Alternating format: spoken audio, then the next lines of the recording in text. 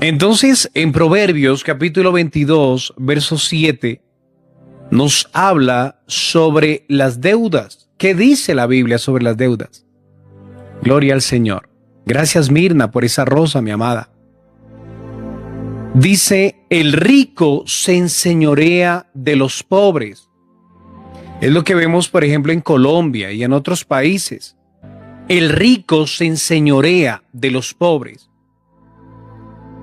¿Tú qué entiendes sobre este versículo cuando dice en Proverbios 22, verso 7, el rico se enseñorea de los pobres y el que toma prestado es esclavo del que le prestó?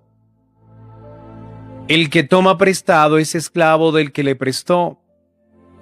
Cuando tú y yo tomamos prestado dinero o algo de alguien, nos hacemos esclavos de aquel que nos prestó. Amén, Jimenita. Acá en Colombia, los gota a gota, ¿cierto? Los préstamos que van por encima, que son usura, que son el rico, por ejemplo. Los bancos, las cooperativas, las entidades, aquel que maneja dinero que tiene que prestarle o que le presta al pobre. Por eso la palabra de Dios dice, Efraín Bor, que Dios te bendiga. Carmen, bendiciones para ti también. Gloria al Señor. Entonces, mira lo que dice la Biblia. Por eso cuando nosotros conocemos la palabra, Dios nos da herramientas para poder salir aún de las deudas. Ahora una amada nos colocó, pastor, ore por favor porque tengo muchas deudas, no sé qué hacer. Entonces, claro, vamos a orar, pero también necesitamos herramientas para poder salir de ellas y no volver a meternos en otras deudas, las cuales tú no puedas manejar. Entonces, en Proverbios capítulo 22, verso 7 dice, el rico, llamémosle ahí el banco, el prestamista, el rico se enseñorea de los pobres. Ahí vamos a ponerle al necesitado, al que necesita un préstamo, al que necesita un carro, al que necesita dinero. Entonces el rico se enseñorea de los pobres. Pero ahí nos da otra palabra y dice, y el que toma prestado es esclavo del que le prestó. Impresionante, ¿cierto que sí? Y el que toma prestado se vuelve un esclavo del que le presta. Todos nosotros somos o hemos sido esclavos de algo. Cuando alguien saca un carro a crédito, cuando alguien saca un préstamo bancario, cuando alguien se mete que al gota a gota, yo sé lo que es tener esa presión del sistema, esa presión de los gota a gota, del banco, de las deudas, cuando las deudas superan tus ingresos. Es muy fuerte. Cuando tú no tienes cómo pagar y te presionan, te llaman, bueno, los bancos te llaman, pero a veces también te presionan tanto que viene el embargo. Y cuando son préstamos a las personas naturales, es también fuerte porque vienen, te acosan. Entonces hay personas que toman malas decisiones en momentos de presión en medio de las deudas. Así es, Carmen. Toman decisiones súper fuertes porque no saben cómo hacer en medio de tanta presión. Por eso dice, el rico se enseñorea de los pobres y el que toma prestado es esclavo del que le prestó. Santo Dios. Lo primero que debemos saber es que la deuda esclaviza. La deuda te ata emocional, espiritual y financieramente. Por eso hoy estamos tratando sobre la deuda. ¿Qué dice la Biblia sobre la deuda? Y estamos basándonos en Proverbios capítulo 22, versículo 7. La deuda esclaviza. Una cosa es pedir prestado porque vas a invertir y sabes que eso te va a generar mucho más dinero y lo que vas a pagar o sea, no va a afectarte. Pero cuando la deuda te va a esclavizar, te va a atar emocionalmente, espiritual y financieramente, es un problema.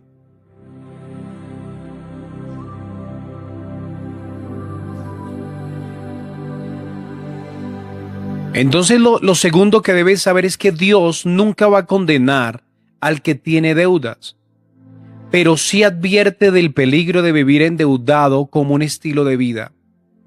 Porque si tú viviste endeudado ayer y estás endeudado hoy es porque no has aprendido del ayer. O sea, siempre Dios nos permite pasar por momentos de deudas, momentos de crisis económica para aprender, para enseñarnos, capacitarnos, para ser mejores mayordomos de lo que Dios nos da. Amén. Vivir por encima de nuestras posibilidades no refleja sabiduría ni un buen testimonio. ¿Cuántos hemos visto personas que chicanean? Brendy, allá en Estados Unidos la mayoría de la gente está con deudas. Impresionante, mira. ¿Cuántos hemos visto gente que es chicanera? Es gente que ¿cómo se puede decir amor? Amor. Cuando una persona quiere aparentar, ¿sí? Quiere aparentar un status quo, quiere aparentar un estilo de vida que no lo puede llevar. Hay personas que viven de apariencias y por vivir de apariencias muchas veces se endeudan, sacan que un vehículo, que Mirna dice, hay personas que se acostumbran a estar endeudados, es verdad. Una cosa es tú invertir, una cosa es saber manejar las tarjetas, los créditos, saberlo hacer.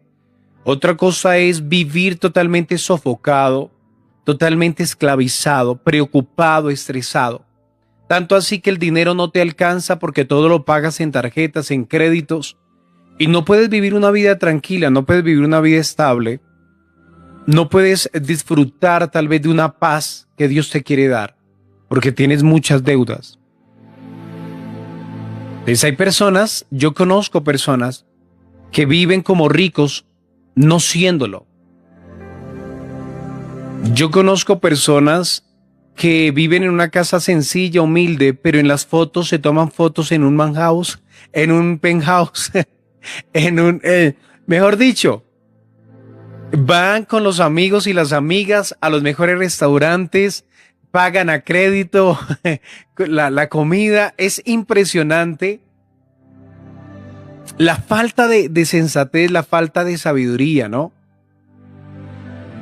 Y ya cuando llega la presión de los bancos, sacan piden prestado de un lado para pagar otro, es decir, tapan un hueco para destapar otro. Amada Lisbeth Molina, Dios te bendiga. Amén, Mirna, gloria a Dios. Causas comunes. Primero, la falta de administración. ¿Qué es lo que conlleva a la deuda? Lo primero es la falta de administración. Lucas capítulo 14, verso 28. Dice, ¿quién de vosotros queriendo edificar una torre no se sienta primero y calcula los gastos para ver si tiene lo que necesita para acabarla? Así es, Brendy, lo que estás diciendo es verdad. ¿Quién de ustedes, queriendo edificar una torre, no se sienta primero y calcula los gastos? Es Lucas 14, verso 28. Y calcula los gastos para ver si tiene lo que necesita para acabarla. Este versículo habla sobre la importancia de considerar el costo de una decisión antes de comprometerse. Al igual que se calcula el costo de construir una torre antes de comenzar. En otras palabras, de embarcarse en un proyecto importante, en comprar algo, en seguir adelante con un proyecto, debes calcular siempre. Por ejemplo, muchas personas le llega una oferta y no analizan el costo y toman la oferta. Alguien los llaman y le dicen hay un plan mejor y no analizan, o les dicen hay un tour para hacer y no miran cómo lo van a pagar, sino que se emocionan y toman decisiones a la ligera. Por eso la falta de administración. En Lucas 14:28 habla de quién de ustedes o nosotros, queriendo edificar una torre, no nos sentamos primero y calculamos los gastos. Eso es falta de una buena administración. Dios nos está hablando ahí de que lo primero que debemos hacer es ser buenos ¿qué? Administradores. Toda decisión que tomemos, todo lo que compremos, debemos ser muy sabios. No actuar por emociones, sino actuar de una manera convincente y realista. He visto personas que se meten con un banco y sacan a crédito un vehículo y ni siquiera tienen para mantenerlo. No tienen para mantener el vehículo. No tienen para pagar ni el parqueadero. No tienen ni siquiera una casa. No tienen una buena economía. No tienen un trabajo estable. Entonces tenemos que analizar todo esto y ser muy buenos mayordomos, muy buenos administradores. Siempre que tomemos una decisión, debemos analizar antes de tomarla. Debemos calcular el gasto. Amén. En Primera de Juan 2:16, Primera de Juan, capítulo 2, verso 16, dice: porque todo lo que hay en el mundo, los deseos de los ojos, los deseos de la carne, la vanagloria de la vida no proviene del Padre, sino del mundo. El mundo pasa y sus deseos, pero el que hace la voluntad de Dios permanece para siempre. Entonces, lo primero que hablamos es la falta de administración. Lucas capítulo 14, verso 28. Y lo segundo es el deseo impulsivo o materialista. Está en Primera de Juan, capítulo 2, verso 16. Deseo impulsivo o materialista. Por ejemplo, salió el último celular. Salió el iPhone, o salió el Samsung, o salió el ¿cómo se llame? Entonces la persona ya tiene un celular bueno, pero el deseo impulsivo y materialista le lleva a no medir las consecuencias y tiene que comprarse ese celular. Aunque no tenga el dinero, va a vender este y va a quedar endeudado con otra parte porque quiere el último celular. Entonces en Primera de Juan, capítulo 2, verso 16, dice que los deseos de los ojos, los deseos de la carne, la vanagloria de la vida, no proviene del Padre, sino de Dios. No proviene del Padre, sino del mundo. Amén. Y lo tercero, en Oseas capítulo 4, verso 6, Oseas capítulo 4, verso 6, dice: mi pueblo fue destruido porque le faltó conocimiento.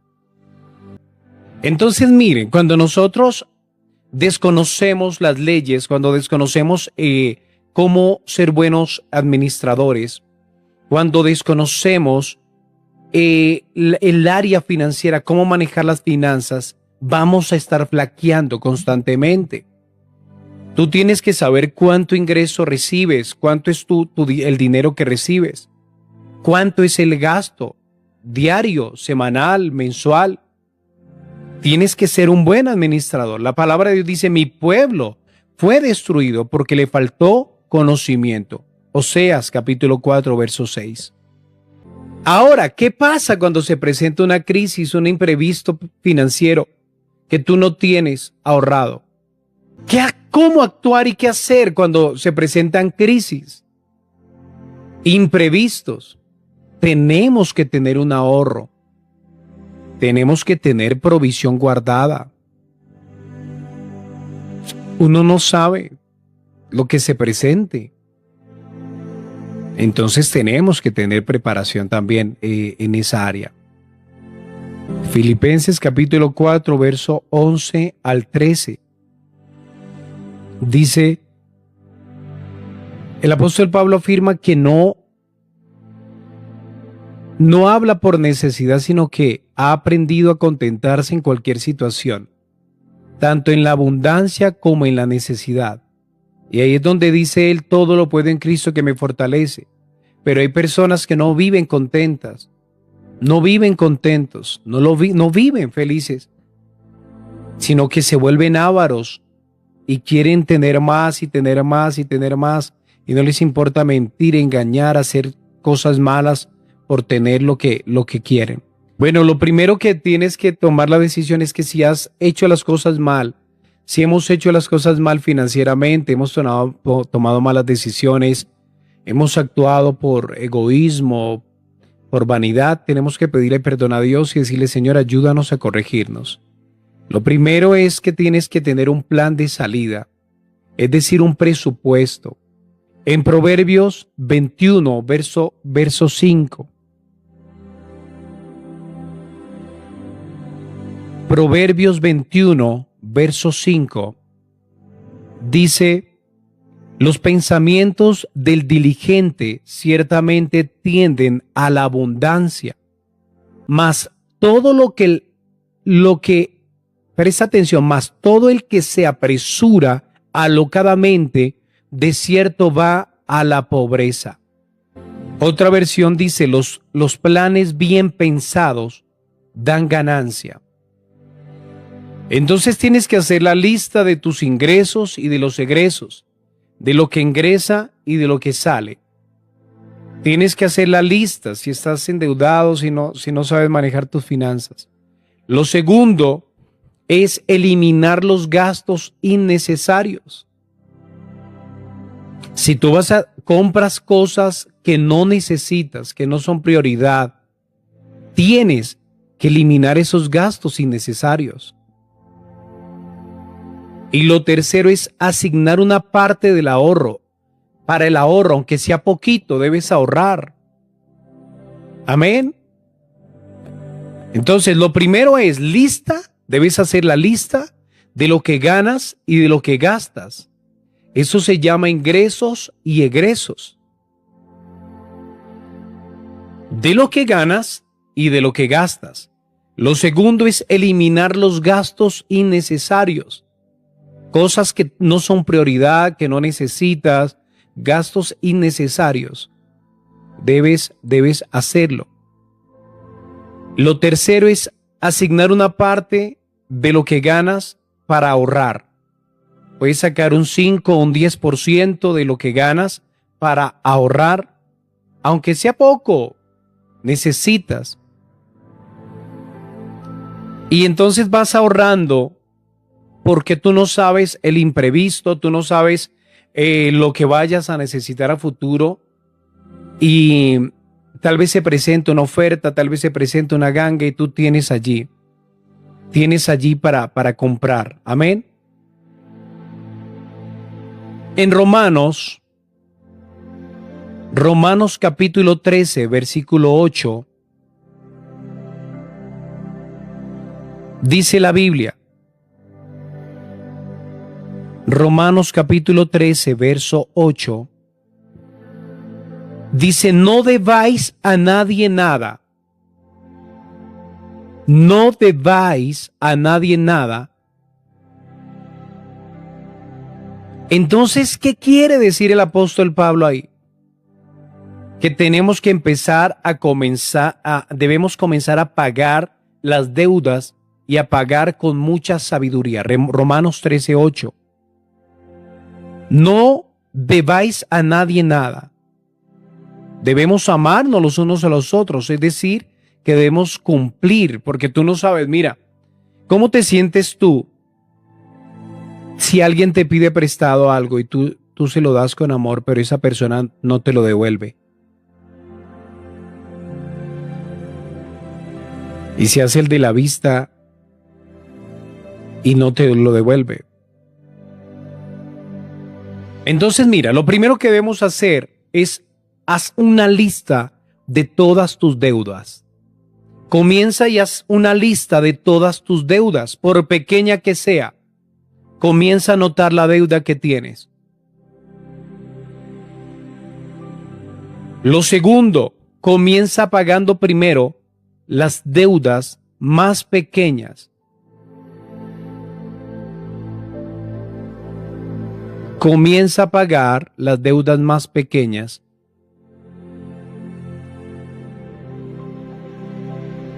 Comienza a pagar las deudas más pequeñas, es lo segundo.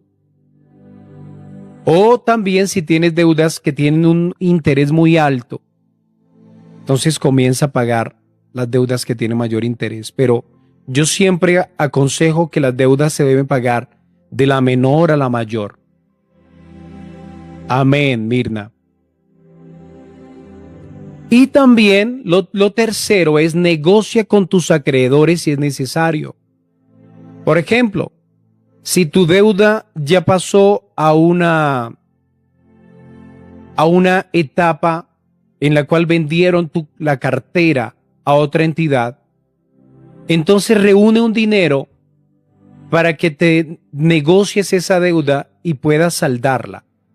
Si está reportada o reportado, entonces ahorra un dinero para que puedas negociar esa deuda, te puedan dar el paz y salvo pagando una poca cantidad. Guerrera de Dios, bendiciones, amada. Amén.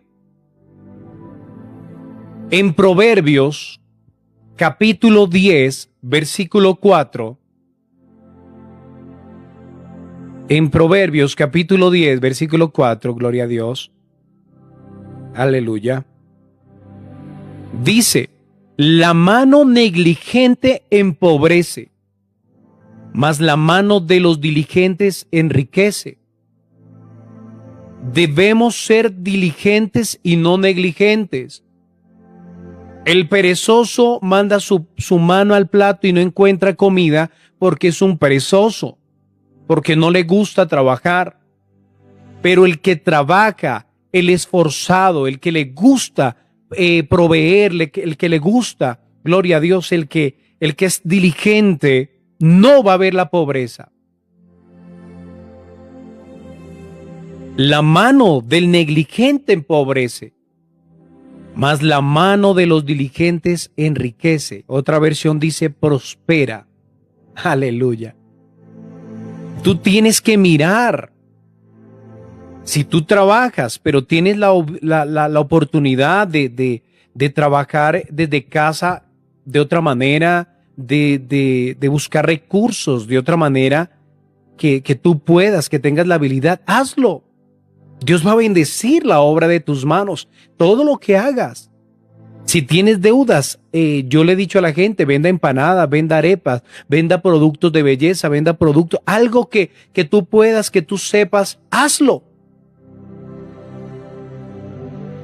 Hazlo, pero actívate, muévete, sé diligente, porque al diligente Dios le prospera, Dios le ayuda, Dios le da pan al que trabaja. Amén.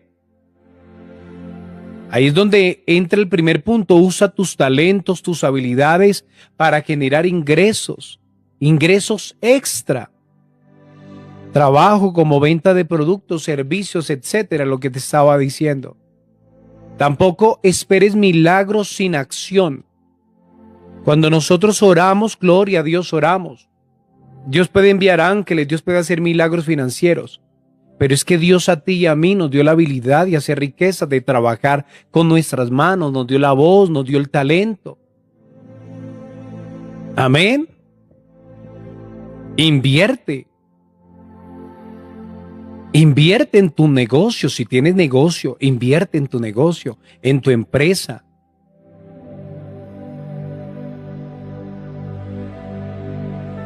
Gloria al Señor. Ahora, en Malaquías capítulo 3, versículo 10, Dios le habló al pueblo de Israel y le dijo: traed todos los diezmos al alfolí. Traed todos los diezmos al alfolí, para que haya alimento en mi casa, y probadme ahora en esto, dice Jehová de los ejércitos, y les abriré las ventanas de los cielos y derramaré sobre ustedes bendición hasta que sobre y abunde. Amén. Entonces, primer punto, la prosperidad comienza con poner a Dios primero en nuestras finanzas. La prosperidad comienza con poner a Dios primero en nuestras finanzas. No es magia, es obediencia y fe a Dios y a su palabra. Ahora, la pregunta que muchos me dirán: bueno, yo no me congrego. Bueno, ¿cómo hago para darle a Dios lo que es de Dios? Una manera muy sabia es: siembra allí en el ministerio donde te congregas, donde te dan comida, en la iglesia donde te dan comida, donde te pastorean. Amén. Si no, la otra manera que hacía el pueblo de Israel, una de las formas era ayudando al huérfano, a la viuda, al desamparado, al necesitado. Eso es darle a Dios también. Porque hay personas que dicen: no, a mí no me gusta esto, pero lo que Dios te ponga en el corazón. O sea, cuando tú, pero sí debes ser un hombre y una mujer generosa.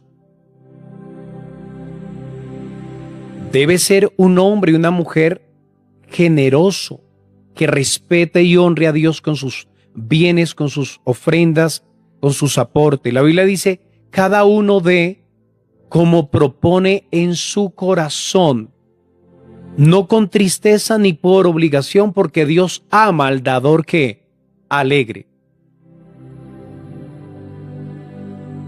Amén, Brendy. Entonces, ¿cómo honras a Dios? Ayuda a ministerios. Si puedes ayudar, si eres muy generosa, si eres muy próspera o próspero, ayuda. Hombres y mujeres de Dios que le sirven al Señor, que tú sabes que son hombres de Dios o mujeres de Dios.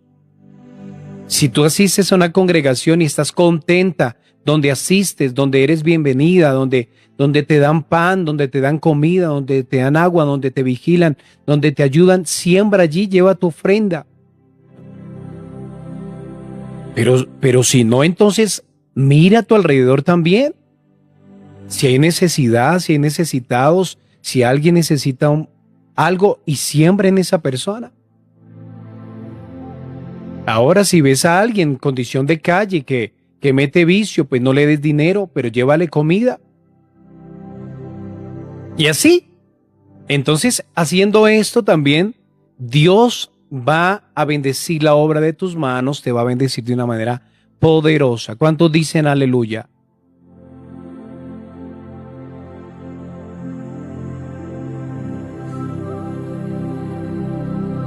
Gloria a Dios. Entonces, las herramientas prácticas para la prosperidad.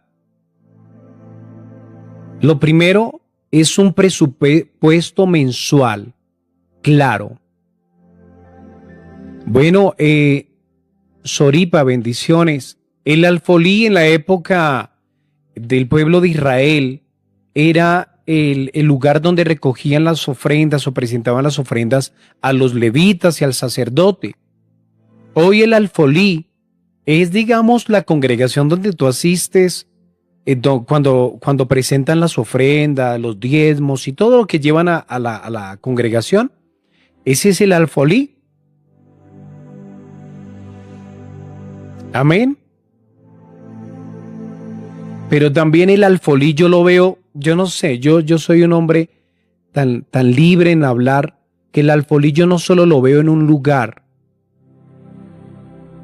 yo no lo veo solo llevándolo a una congregación, yo lo veo cuando tú le das al necesitado. Cuando tú siembras en el necesitado, cuando siembras en la viuda, en el huérfano, en un viejito, en una anciana, en un anciano. Entonces eso también es el alfolí, porque es que la Biblia dice.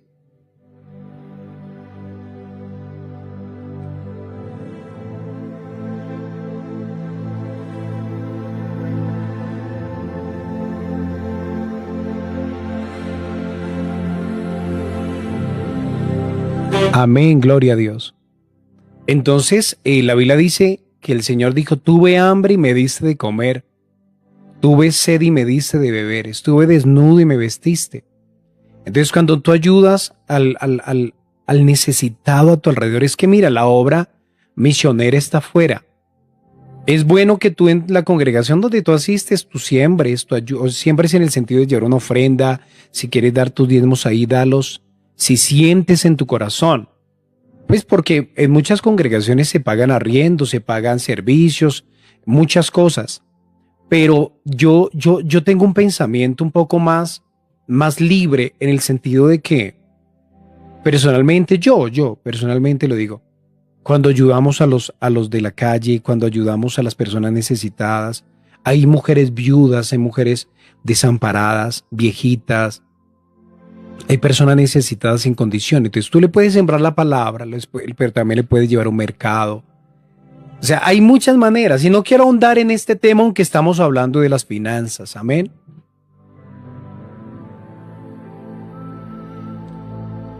Entonces, ¿por qué? Porque lastimosamente muchos pastores y muchas congregaciones usan los recursos para mal.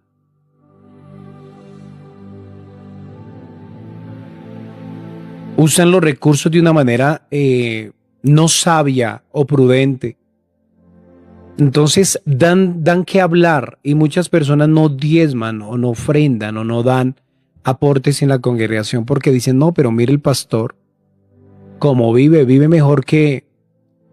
Sí, pero entonces no por una congregación así tú vas a dejar de...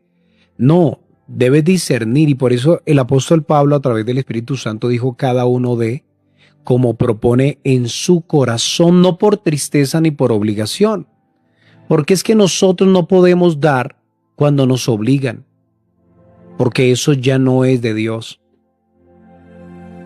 ¿cierto?